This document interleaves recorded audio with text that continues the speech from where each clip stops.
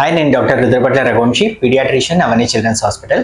So యాక్చువల్గా ఈ మధ్యలో నాకు చాలా మంది కాల్ చేసి, సార్ మా అబ్బాయికి దగ్గు జలుబు ఉంది, కాకపోతే ఈ మధ్యలో చాలా ప్రాబ్లం అవుతుందంట కదా కాఫ్ సిరప్ తీసుకుంటే, మరి తీసుకోవాలా వద్దా, సేఫా కాదా అనేసి అడుగుతున్నారండి. సో రీసెంట్గా ఏదైతే ఇన్సిడెంట్ జరిగిందో కోల్డ్రిప్ అనే కాఫ్ సిరప్ గురించి మధ్యప్రదేశ్లో కానీ లేకపోతే రాజస్థాన్లో కానీ దగ్గర 20 మంది పిల్లలు చనిపోవడం జరిగింది. కాకపోతే అది యాక్చువల్గా కాఫ్ సిరప్ వల్ల కాదండి, అది కాఫ్ సిరప్లో ఏదైతే కంటామినేషన్ జరిగిందో దానివల్ల. సో నార్మల్గా కాఫ్ సిరప్లో యాక్చువల్గా గ్లైకాల్ కానీ లేకపోతే గ్లిజరిన్ అనే సాల్వెంట్స్ యూజ్ చేస్తాం. కాకపోతే ఆ పర్టికులర్ ఇన్సిడెంట్లో ఏదైతే డైఎథిలిన్ గ్లైకాల్ అనేసి వాళ్ళు సాల్వెంట్ యూజ్ చేశారో అది కెమికల్ సాల్వెంట్.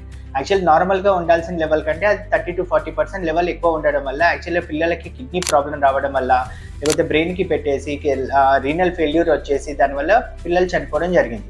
కాకపోతే ఇప్పుడు ప్రజెంట్ ఏదైతే మార్కెట్లో అవైలబుల్ ఉన్న కాఫ్ సిరప్స్ ఉన్నాయో, అంటే మా దగ్గర కానీ లేకపోతే రెగ్యులర్గా ఉన్నవి, ఇవి వైడ్ థెరపెటిక్ రేంజ్ ఉంటాయండి. అవి చాలా సేఫ్. సో అవి ఇవ్వడం వల్ల పిల్లలకి ఏదో జరుగుతుంది అనేది మాత్రం మనకి అపోహ.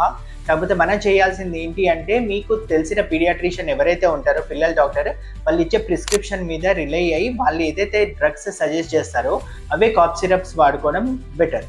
ఓవర్ ద కౌంటర్ వాడుకోవడం లేకపోతే ఇంటి చుట్టుపక్కల వాళ్ళు ఎవరో చెప్పారనేసి మనకి ఇష్టం వచ్చిన మందులు వేసుకుంటే మాత్రం ఏదైనా కూడా ప్రాబ్లం అయ్యే అవకాశం ఉంటుంది.